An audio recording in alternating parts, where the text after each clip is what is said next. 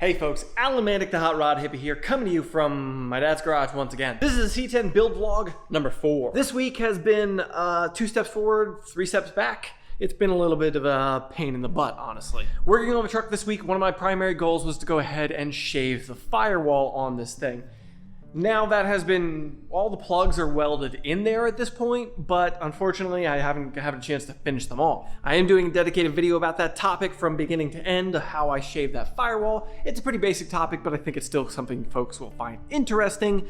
That all aside, we moved on to other things now. While working on that, I assigned my dad some tasks this week, and in doing so, we discovered 1 or 2 things that needed change. I'm also doing a dedicated video on this, but the hood on this truck, we're putting new gas struts on it, trying to get it to actually open, because previously it just had a hood prop, which is literally a wooden stick. We didn't like that idea. We didn't want to have to go to a show and make some nice hood prop. Honestly, this hood is the heaviest hood I have ever worked with in my career, which makes sense. On this truck, the hood of it is actually like a large portion of the fender, as well as the hood and the front of the thing. It makes up a lot more of the vehicle than a hood usually does on a vehicle. Hi to the audience. The big You watch my videos, you get to be on it. Say hello. Hammer. Hammer. No, no, no. Not on the body. Here. You want to? So what we're working on with this thing is my dad actually designed these braces here. He came up with the idea of how we're gonna install some new additional bracing to this hood so we can use the gas struts that he picked up. He picked up some junkyard struts at the moment. These ones off of a Ford Excursion. And then if it's gonna actually seem like it's working out, we'll pick up some brand new ones and replace those with the new ones. Another task that I assigned my dad was to clean up those inner fenders for the C10. He picked up some stuff with phosphoric acid as the primary ingredient. So let's go ahead and take a look at what happened when I and he used those things on these inner fenders. In one of the previous vlogs, I showed you where my dad was working on those inner fenders for the C10 that I built a couple of years ago. He was sanding on them, removing surface rust that had accumulated on them.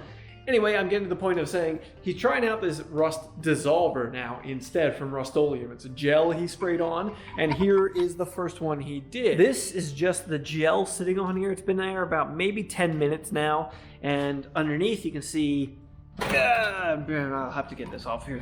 You can see on the outside how rusty it was and how good it's looking inside. I don't know how I would feel about this on like real rust, whereas this is just some light surface rust that's accumulated over time, but this is intriguing. I'm about to go hose it off and we'll see what it looks like after I'm done.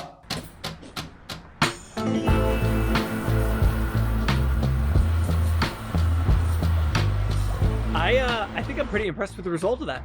I'm gonna go ahead and spray another one down and actually show you folks like a time lapse of it working and see how that goes.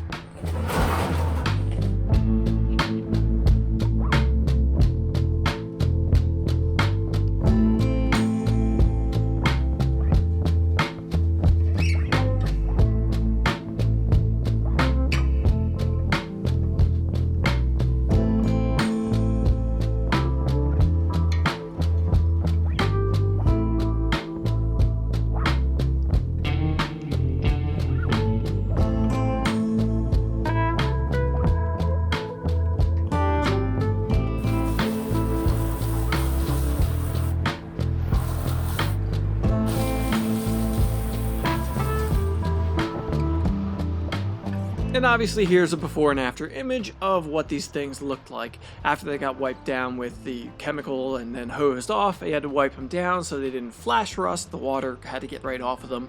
And this is the Rustoleum Rust Dissolver that we used. I wish it would have gone a little further, but it was only $10, so not that bad for the investment. One thing I always make a point about doing when I'm working on a project like this is actually tapping down these screw areas, because you can actually see that they kind of pull up over time from being screwed in numerous times. The screw being tightened, it pulls up that area. So I make sure to go ahead and tap those down to just go ahead and clean up that area so it's back to the way it started originally. Here's a quick auto restoration fabrication tip for you. I'm working on this cowl area here around where these hood hinges are mounting. This area, first of all, was never intended to have hood hinges mounted to it. The original hinges mounted to the firewall down here with a reinforcement plate behind them.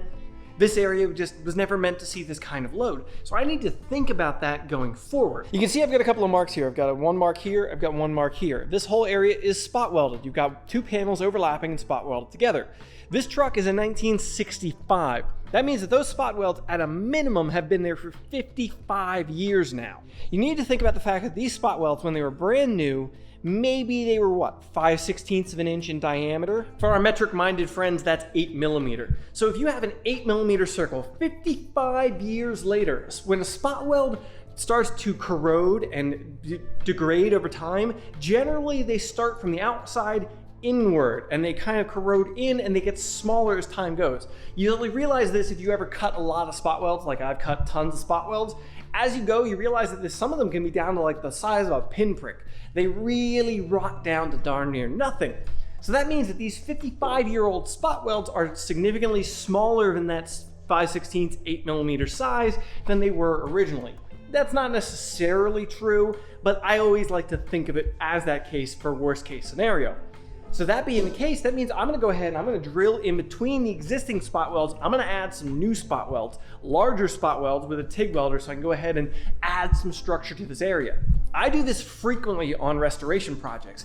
Areas that I'm not even replacing, I'll go ahead and I'll add a couple of spot welds like that, and I'll make sure to go ahead and put a clamp on there, hold those panels together, because you'll very often see rust start to form between those panels.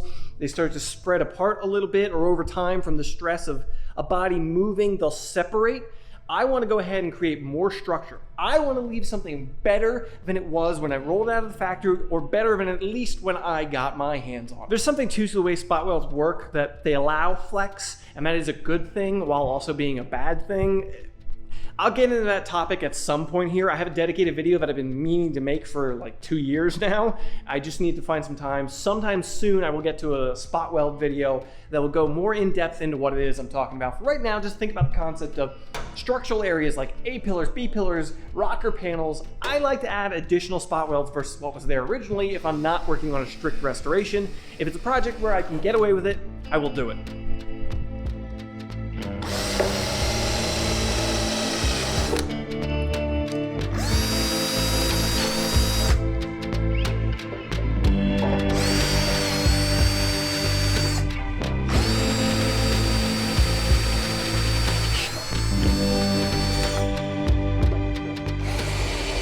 Now you might see me rocking the drill bit around the hole a little bit. The reason I'm doing that is I'm using a drill bit to try and clean the rust in the opening, because a drill bit only really contacts the material below it in the center point. If I rock it around, I use the cutting edge of the bit to try and clean up the hole a little bit so I have cleaner metal to weld to with the spot weld going forward. I didn't feel like moving my TIG welder from over there to over here to go ahead and do this, so I'm just using my dad's little MIG welder to go ahead and spot weld these really quick, and I have one more quick fabrication tip for you. You might notice on the end of this wire is a little burned up nub of wire, a little ball of filler material. I need to snip that off of there. I always keep a pair of diagonal cutters in my back pocket while I'm working with a MIG welder to go ahead and snip that off. Every time I stop a weld, I snip off and get a clean tip of wire on the welder. The reason for this is that little ball at the end of the wire actually requires more energy to melt than the regular clean wire does. That means your very next weld, if you don't snip that tip off of there, is going to start out colder because it's putting more energy into welding through that nub of filler material than into the actual weld itself.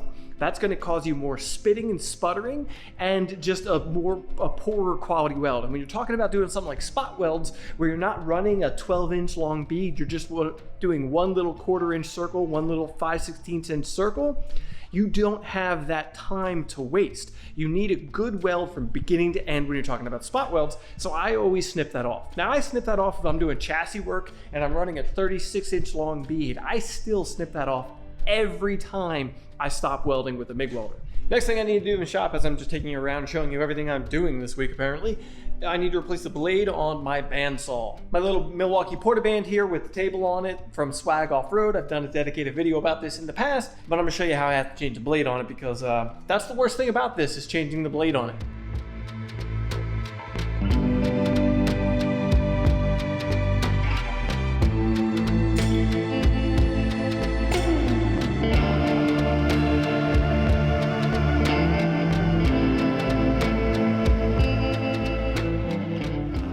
Changing the blade on this thing requires removing the bed entirely off of it. And the thing about it is the bed mounts to the original screw holes for the guide that would normally be on the saw. And that is not really intended to be installed and removed continually as often as it was required to do with this thing. At least the amount of pressure being put on it by this table creates a situation where, well, at least one of them is stripped out on me already. And I am very careful about not stripping out fasteners. The one that's stripped out, I went ahead and drilled through and put a longer bolt through and backed it up with some nuts. But the other one, I cannot do that with because it's actually in the mechanism for the blade guides with the bearings. So if that strips out, I'm kind of up a creek without a paddle. Basically, I like this little setup and it works really well for what I need, and I put it through a lot of paces, but at the end of the day, I need to invest in a better quality bandsaw for my needs. So if anybody wants to donate to a bandsaw fund for the new shop, feel free to do so. Yeah. All right, folks, that's gonna wrap it up for this one. I hope you found it interesting. If you did, please go ahead and drop the video a like. Let me know in the comments down below. What do you think about this video? What do you think about the little tips that I threw into this one? Or that you're gonna pick up some of that rust dissolver for a project of yours? Let me know in the comments down below. Go ahead and get subscribed to keep up to date with all the HotRodHippie content and the C10 Build videos yet to come. Thanks for coming around, folks. Wardrobe change because I forgot to film the end of this video. Whoops.